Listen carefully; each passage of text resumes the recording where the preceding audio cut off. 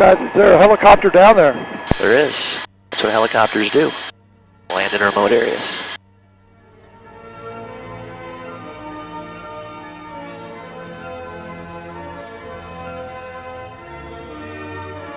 Yeah, this valley is private property. Occasionally the landowners give permission for helicopter landings down there at Jurassic Falls. Up above Jurassic Falls, we have Kahili Falls. And you'll see in a moment, Kahili is a beautiful cluster of 5 waterfalls.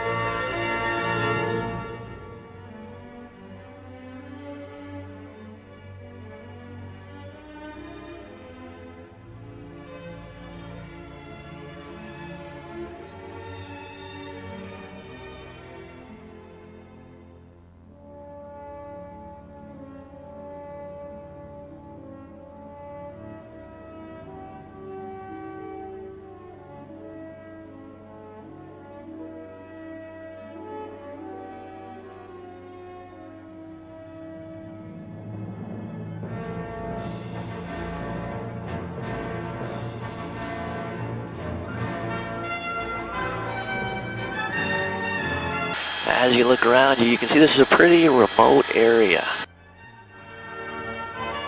And only about 30% of the island of Kauai is accessible by road. This is part of the other 70%. Scott, do people hike back here? For the most part, no. If they do, they're breaking the law, they're trespassing. As I mentioned a moment ago, private property. That said, Kauai is a hiker's paradise, but there are some areas you cannot hike. This being one of them. I will talk about some of the areas you can as we come across those areas. The valley belongs to the Robinson family, and they bought this land from the Hawaiian king back in the 1860s. Thanks to purchases made back then, the Robinson family today is the largest private landowner on Kauai, owning about 51,000 acres. Climbing up and out of the valley now, continuing westbound. In the distance, we see Waimea Canyon. On the way to Waimea, we're about to cross over Olokele Canyon.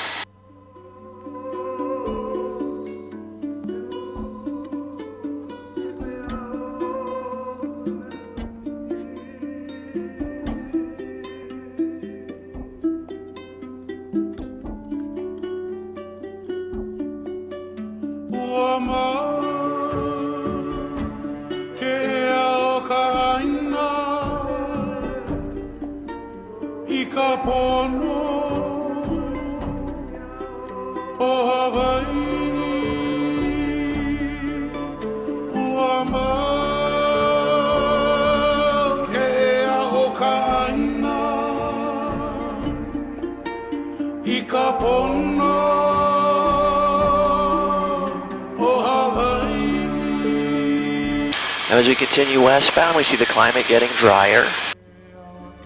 Less green, more brown. Suddenly we see exposed rock in the canyon walls.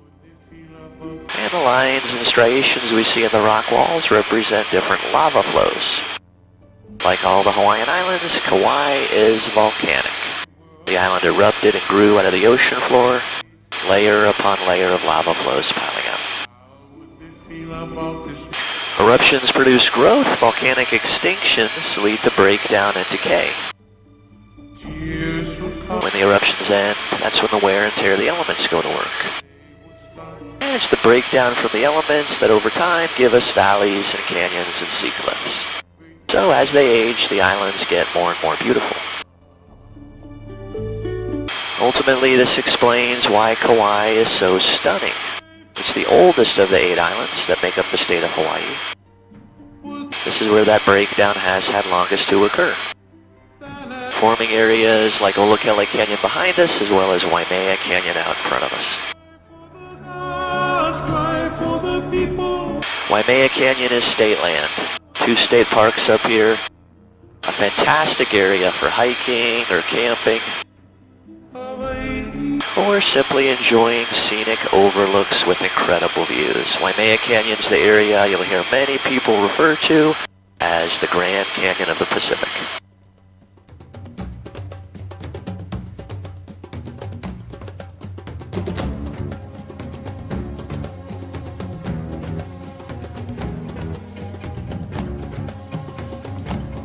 Coming up on your side, Scott and Tom, we're about to see Waialae Falls. We're just going to cruise right past it. Nothing wrong with the waterfall, it's just that there's a better waterfall deeper in the canyon. And no shortage of great waterfalls around the island to choose from, so we can kind of be selective in where we budget our time.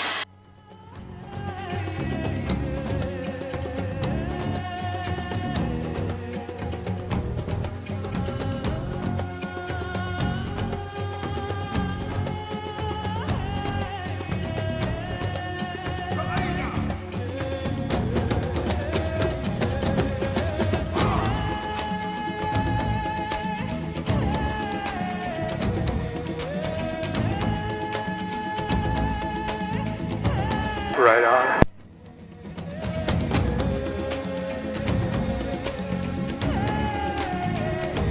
One of the minerals in the lava rock is iron. When the iron deposits are exposed to the atmosphere, they begin to oxidize. Iron oxide is just a fancy way of saying rust.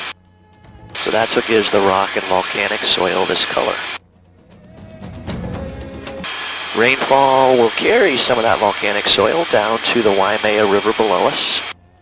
And as the river flows, it turns a reddish color, which explains the area's name. Waimea means red water.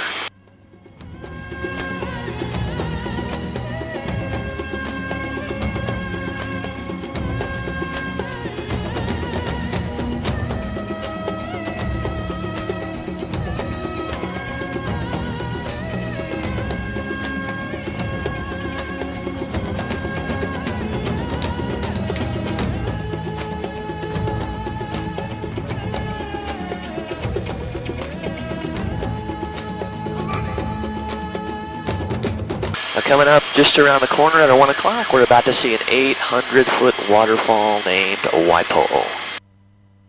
We'll make turns in front of it. Okay, this one's for Gabby.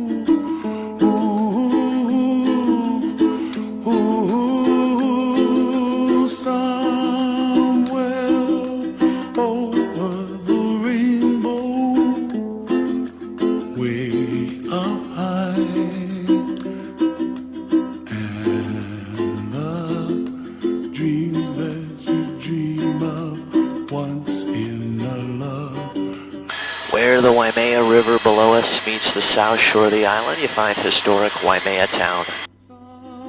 That's where the British explorer Captain Cook made his first landing in the Hawaiian Islands in 1778.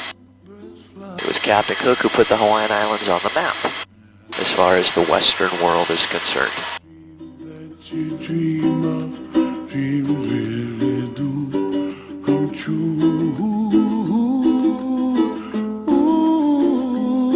Someday wish upon a star, wake up where the clouds are far behind. Alright, straight out in front of you, Andrea, we can see 2 more islands, sitting side by side about 17 miles off the coast. On the right, there's a